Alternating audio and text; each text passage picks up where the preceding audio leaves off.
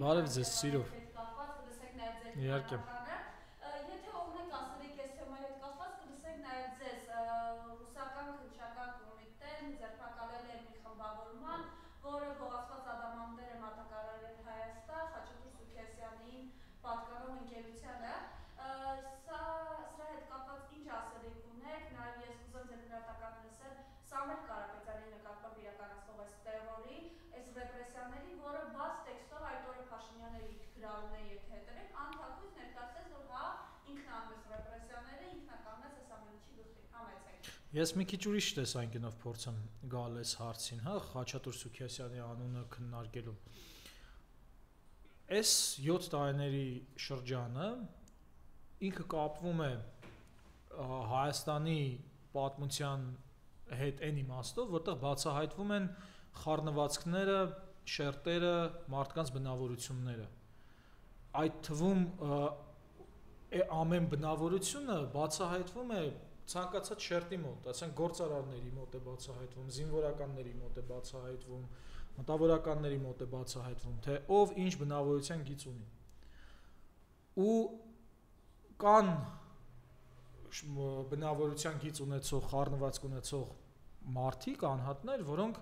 չեն դիմանում այս կորուստներին, այս ողբերգություններին եւ իրանց ինքնության եւ արժանապատվության նվաստացմանը, ու կան տեսակներ, որոնք ընդհակառակը մեր ինքնության ոչնչացումից, ոտնահարումից, մեր իրավունքները խախտելուց շահում են, որովհետև իրանք ի սկզբանե թքած ունեն մնացածի վրա եւ նրանց հուզող խնդիրը իրենց գրպանն է, գրպանից զատ որևէ ուրիշ բան չկա։ Հետաքրքիր որ հիմա բացահայտվում է, բայց նախորդ տարիներում Հայաստանի անկախությունից հետո դա եւս բացահայտ էր, բայց պետք էր ողբերգություն, որպեսզի սենց ակնհայտ դառնա, հա, եւ երկրի հակառակ կողմն էր պետք, որ ակնհայտ դառնա։ Որովհետեւ կային գործարարներ, որոնք օգնում էին Հայաստանի զարգացմանը, դրսից, ներսից կապ չունի, ծրագրեր էին անում, շինարարություններ, դպրոցներ հիմնել, հիվանդանոցներ հիմնել եւ այլն։ Եվ նրանք համարում էին, որ դա ոչ թե բարեգործություն է, որ տենց իրենք պետք է անեն եւ դրանով հպարտանան, այլ իրենց պարտքն էին համարում ու անում էին, հա։ Արդյունքում այդ մարդիկ Արցախի անկումից հետո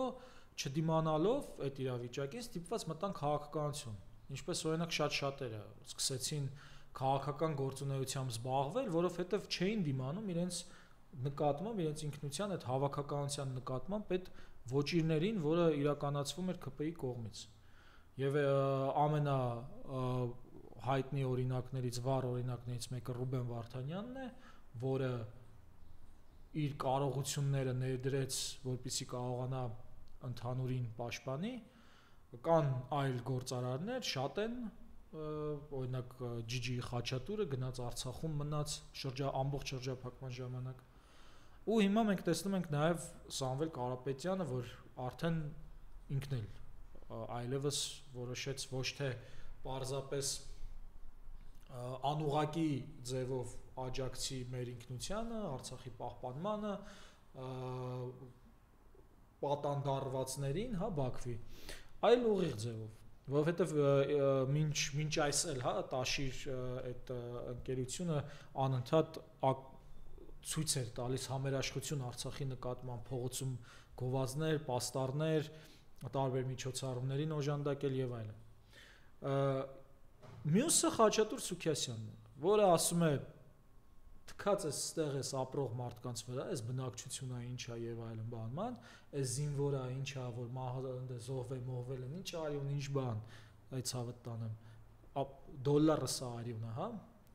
ու կարևորը Հայաստանը Թուրքիայի հետ ինչ-որ հնարավորություն ունենա, ես մտնեմ այդ Վեննայի մեջ աղբերս ու սկսեմ ինչ-որ այնտեղ փող քերել։ Սա Խաչատուր Սուքիասյանն է, ընդ որում Խաչատուր Սուքիասյանը դեռևս այն առաջի թալանչիներից է, իրենց բառերով ասած, թալանչիներից, որ 90-ականներին, երբ որ խավ էր գալիս, որը Հարստանում էր, իսկ այն մյուս մասնագետները ժողովուրդը աղքատանում էին, ինքը այդ Լևոն Տեր-Պետրոսյանի շրջանից ամենանախկին օլիգարխն է եւ падգամավորը, որի իրավունքը չունի իմիջայլոց, հա, մենք մոռացել ենք, այնքան են սրանք իջացրել օրինականությունը բանից շրիշակից ներքև, որ մենք նաեւ մոռացել ենք, որ ինքը իրավունք չունի լինելու падգամավոր, որովհետեւ շահերի բախում կա գործարարը եւ օրենքով արգելված է, որպեսզի գործարարը լինի падգամավոր։ Եւ դրա համար 2018-ից առաջ թե Ալեն Սիմոնյանը, թե Նիկոլ Փաշինյանը, թե մնացած դավաճանները կուրծք էին ծեծում, որ թե ինչպես կարելի է, որ օրինակ ասենք Սամվել Ալեքսանյանը լինի падգամավոր։ Ճիշտ է, այն ժամանակ էլ էր ճիշտ, որ չի կարելի լինել, բայց հիմա էլ Խաչատուր Սուքիասյանը ապօրինի է падգամավոր։ Սա շատ կարևոր է, հա, անընդհատ պետք է սրա վրա էլ շեշտ դնել։ Եվ հիմա այս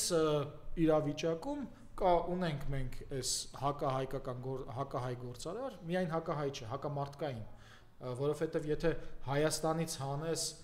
Խաչատուր Սուքիասյանին դնես երկիր մոլորակի ցանկացած վայրում, կլինի Նոր Զելանդիան, Գերմանիան, Կանադան, Շվեդիան, Դանիան, ես փորձում եմ կենսամակարդակով ամենաբարձր մակարդակ կենսամակարդակն ունեցող երկրները նշել, որտեղ էլ որ դնես, այսպիսի վարքը, որ իմ գրպանի համար թող բոլորը վերանան, բանը, այսպիսի վարքը անընդունելի է ցանկացած տեղ։ Այնպես որ միայն հակահայկական չէ, այլ հակամարտկային է։ Ինչպես նաև Խաչատուր Սուքիասյանը, Նիկոլ Փաշինյանը այսօր կռիվ են տալիս թուրք զինվորի արյան համար։ Նրանք այս իրանց մոտեցմամբ, որտեղ անարգում են հայ զինվորի արյունը, որը մեզ համար, հա, այնտեղ գնացել է կռիվը արել, որ մենք ստեղ ավելի ապահով լինենք, իրանք փաստորեն այդ արյունը անարգելով թուրք զինվորի արյան համար են կռիվ տալիս։ Եվ Խաչատուր Սուքիասյանի մյուս թերությունը այն է, որ մենք եթե դուք բացեք օրինակ հետ լրատվամիջոցը եւ գրեք Խաչատուր Սուքիասյանի անունը, ձեզ կբերի կոռուպցիոն բազմաթիվ սխեմաներով, ջրի գնով առած շենքեր, շինություններ, կոռուպցիոն սխեմաներով շինարարությունների մասին հոդվածներ։ Հիմա խնդրեմ ասեք, ինչու Խաչատուր Սուքիասյանը կալանավորված չի, իսկ Սամվել Կարապետյանը պատանդ է վերցվել այս հանցավոր խմբի կողմից։ Ինչու պետք է հիմա Խաչատուր Սուքիասյանը չլինի։ Ինչու պետք է հայ զինվորի արյունը անարգողը լինի ազատության մեջ ու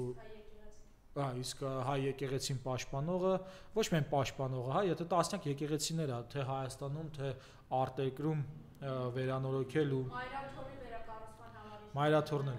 Մայրաթորն էլ ու այս հակասության մեջ ենք։ Իհարկե սա պարզ է ինչի է այդպես, որովհետև մենք գտնվում ենք խաղաղ օկուպացիայի մեջ։ Խաղաղությունը այսքան վատ բառ երբևէ չի եղել։ Խաղաղությունը միշտ եղել է մեր հայ ազգի բանը ձգտումն է եղել։ Եվ այդ ձգտումը հիմա այս Թուրքիայի զինվորի արյան համար կռիվ տվողները այդ մեր ձգտումը վերցրել են ու դրանով անընդհատ այսպես տալիս են գլխներից։ Ու հիմա որ Խաչատուր Սուքիասյանին փոխկապակցված անձիկ ադամանդներ են գողացել, որևէ կասկածելի, որևէ ինչ-որ բան չկա, հա, որ հա Խաչատուր Սուքիասյանն է անընդհատ կոռուպցիոն սխեմաների մեջ, անընդհատ բան այս ապօրինի падգամավոր դառնալով եւ այլն, անօրինական մի բան է, գործարար է։ Մինչդեռ կա օրինական գործարար, որը հիմա ասեն մեկը գտնվում է Բաքվի բանտում, մեկը գտնվում է Հայաստան Արմավիրի, չէ՞։ Հա։ Ու այս պարադոքսից դուրս գալու միջոցը նա է լինելու, որ բոլոր գործարարները պետք է կանգնեն այն ճիշտ գործարարների կանգնեն դառնան օրինակ լինեն ապագա սերնդի գործարարների համար, որոնք կապահովեն ոչ միայն իրենց հարստությունը, այլ կգնահատեն թե ինչպես են ձեռք բերել այդ հարստությունը, որովհետև դու չես կարող հարստանալ եւ չնկատել, ասենք քո նախնիների թափած ջանքը, իսկ այդ նախնիների թափած ջանքը դառնում է ընդհանուր հայ ինքնությունը, հայ ազգային ինքնությունը։ Եթե դու այդ շղթան ուրանալու ես չես ընդունելու, դե պիտի դառնաս ուրեմն Խաչատուր Սուքիասյան, ինչ կա։ Օրինակ ասենք պարզա չէ, շատերը ցեղասպանությունից ցեղասպանությունը վերապրելուց հետո զորով ճարին տենց ոչ մի բան չունենալով մի կերպ ինչ-որ կյանք են ստեղծել, հետո այդ կյանքը ստեղծելուց հետո իրենց զավակին օրինակ ասենք տվել են կրթության մի կերպ իրանց բերանից կտրելով, հետո այդ իրանց բերանից կտրելով կրթության տալուց հետո այդ զավակը բան է դառնում, որևէ ինչ-որ մակարդակի է հասնում, ինչա նա պետք է ուրանա, մոռանա այդ շղթան որտեղից է եկել, դա անհնար է, այդ չէ, հնարավոր է մոռանալը, բայց անհնար է այդ շղթան կտրելը, ու դրա համար շատ ցանկացած Հայաստանում ապրող, արարող ստեղծարար, գործարար պիտի իմանա, որ այս Հայաստանի Հանրապետությունը հենց ստեղծվել է այդ նախնիների այդ հավաքական ջանքով, ողբերգությունների, հաղթանակների եւ հավատի այն բանի շերտի հավատի միջոցով, որ հիմա կա Հայաստանի Հանրապետությունը, դու կարող ես գրանցել այստեղ ՍՊ, ԱՁ, ՀԿ եւ շատ ուրիշ ընկերություններ եւ զբաղվես այդ քո գործունեությամբ Այնպես որ Հայաստանի Հանրապետությունում գրանցված Խաչատուր Սուքիասյանի բոլոր ընկերությունները պատկանում են այդ պայքարին եւ ինքը հիմա քանի որ անարգում է այդ պայքարը դրա համար ինքը ստանալու է իր հասանելիքը Սամվել Կարապետյանի դեմ այս արշավը ինչ է կարծում արդյոք կլինի այդպես նաեւ տրիգեր որ հասարակության մոտ արտնացում կլինի թե ոչ Դե դժվար է ասել, որովհետև նախ հասարակությունը այս 7 տարիների շարժումների արդյունքում հուսալքվել է ու հավատը քչացել է, փոքրացել է ու չգիտես ինչ պետք է լինի, օրինակ կարող հիմա Նիկոլ Փաշինյանը վեր կենա ասի, որ բանը բոլորին հանձնում եմ, բոլոր Արցախի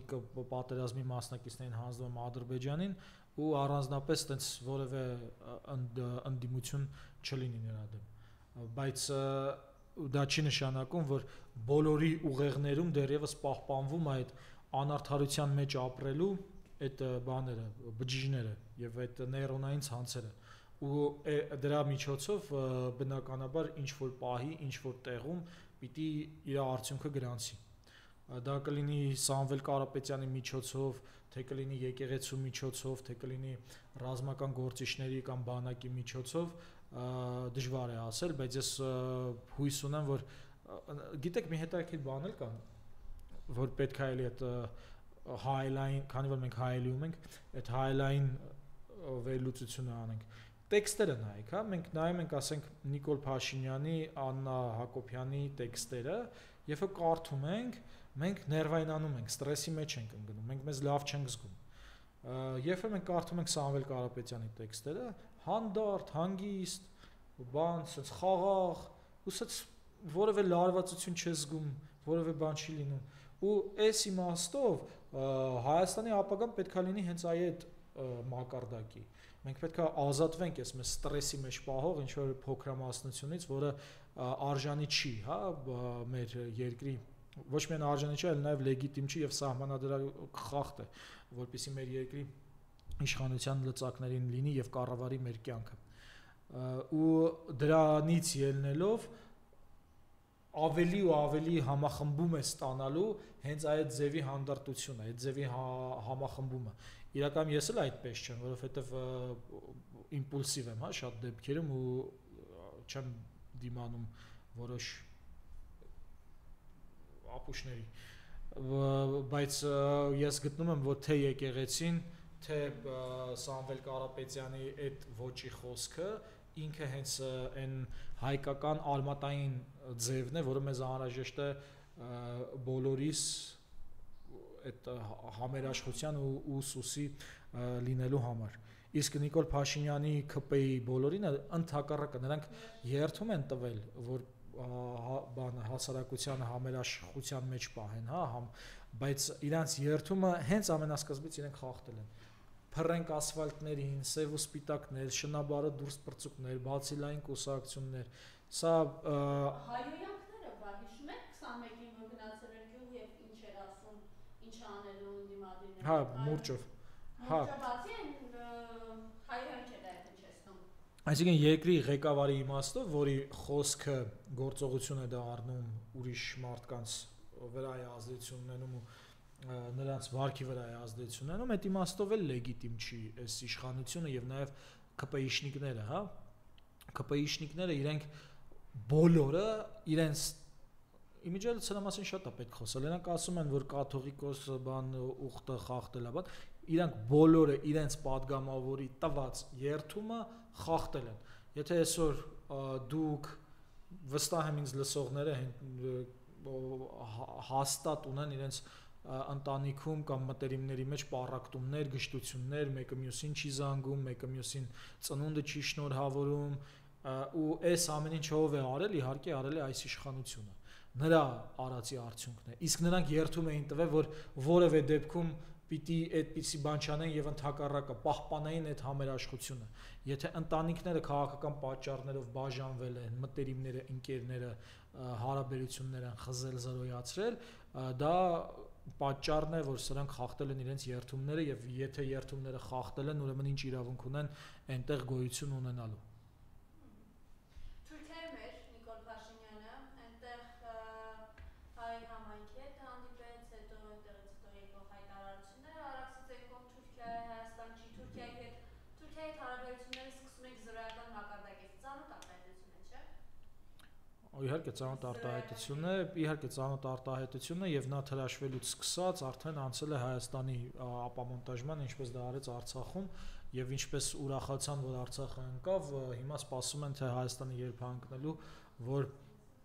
ուրախանան։ Իհարկե դժվար է ասել, որ նա հայ համայնքի հետ է հանդիպել, նախ եւ առաջ Պոլսո պատրիարքարանը նրան չի ընդունել, չի հանդիպել եւ չի էլ թողել, որ անգամ մոտենան, լավ են արել, թեև Ակոս թերթի խմբագիրը շատ տարօրինակ բան ուղերձ ուղարկեց, որ ճիշտ չի, ոչ, շատ ճիշտ է, ճիշտ չէ լինի, եթե հանդիպեին մի մարդու, որը փորձում է իրենց ինստիտուտի քիթը խոթել իրենց ինստիտուտի մեջ ու որոշել, թե ով պետք է լինի կաթողիկոս։ Ես Ակոս թերթի խմբագրին եւ խմբագրական կազմին, աշխատակազմին խորհուրդ կտայի ուսումնասիրեն Հայաստանի Հանրապետության սահմանադրությունը, քրեական օրենսգիրքը, կրոնական կազմակերպությունների խղճի ազատության մասին օրենքը, միջազգային իրավունքը, մարդու իրավունքների համընդհանուր հռչակագիրը, եվրոպական մարդու իրավունքների եվրոպական կոնվենցիան, ինչու՞ չէ նաեւ բանը քաղաքական եւ քաղաքացիական իրավունքների միջազգային դաշնագիրը, որպեսզի տեսնեին, որ որևէ պարագայում չէր կարելի հանդիպել հանցավոր խմբի ներկայացուցչի հետ, որը փորձում է Հայաստանում տապալելով սահմանադրությունը կրոնական հաստատությունում փոփոխություններ իրականացնել եւ շատ տարօրինակ կլիներ, եթե հանդիպեին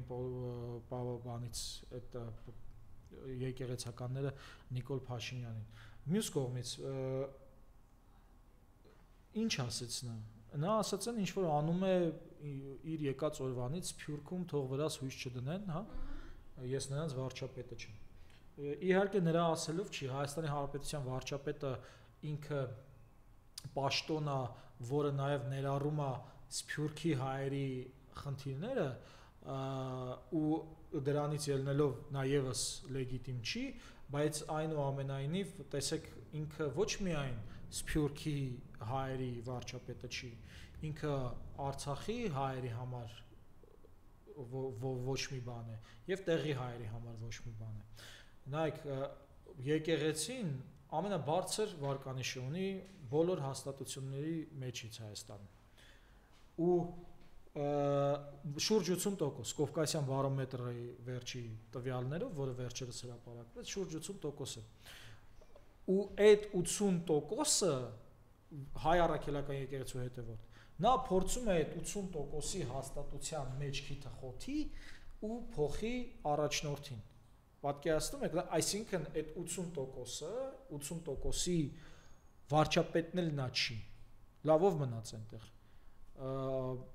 Ես օրինակ, որ ինչ չեմ համարում հայ առաքելական եկեղեցու հետևը, բնականաբար նա այն վարչապետն էլ չի, հա, մի շարք աթեիստների եւ ագնոստիկների եւ այլ կրոնական կազմակերպությունների ներկայացուցիչների վարչապետ էլ չի, որովհետև խախտել է նրանց սահմանադրական իրավունքները։ Լավ, էլ ինչ մնաց, լավ այդ մարդը ով է վերջի վերջո, որ ասում են Հայաստանի Հանրապետության վարչապետ, այդ մարդը ինչ է անում, որն է իր վարչապետ լինելու գործունեությունը, գործողությունը, օգտակար գործողության գործակիցը։ Եվ մենք ամենասկզբում դրա մասին խոսեցինք, նա Խաչատուր Սուքիասյանի փողերի վարչապետն է, գրպանի վարչապետն է նրա փողերի մեծացման, տոկոսների մեծացման վարչապետն է։ Նա ինքն իր կաշին փրկելու վարչապետն է, բայց նա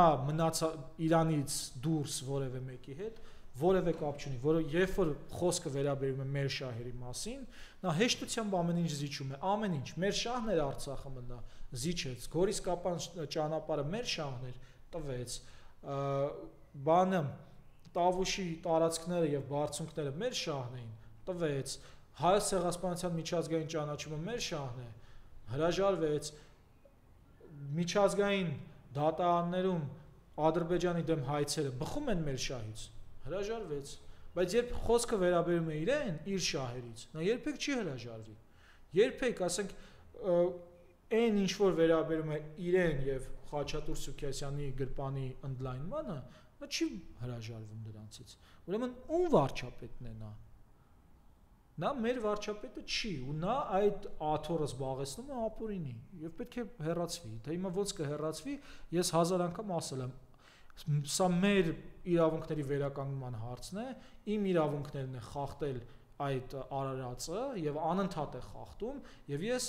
իմ իրավունքները վերականգնելու իրավունք ունեմ, ու ոչ ոք չի կարող ինձ խանգարի, ոչ ոք չի կարող խանգարի, ով ուզում է լինի, ուզում է նիկոլական լինի, ուզում է պոստ նիկոլական լինի, ուզում է ապագա նիկոլական լինի, որպեսզի ես ինքս վերականգնեմ իմ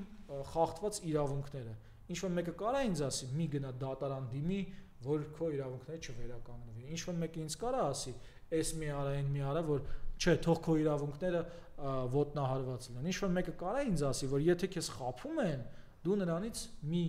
ստացի, մի պատասխանատվություն պահանջի։ Ոչ, ու նույնը պետք է բոլորս հասկանանք, որ այս հարցը անձնական հարց է։ Ու երբ որ ասենք ինչ-որ տաքսու վարորդ կամ ինչ-որ գիտնական, միտնական, պսևդո կգա կասի բանը, արցախցիները Արցախում չեն կռվել, սա ռուսներն են մեղավոր, չգիտեմ, նախկինները արեցին եւ այլն, բայց մի վարքյան ընկեր ջան, իմ իրավունքներն է խախտել այդ մարդը։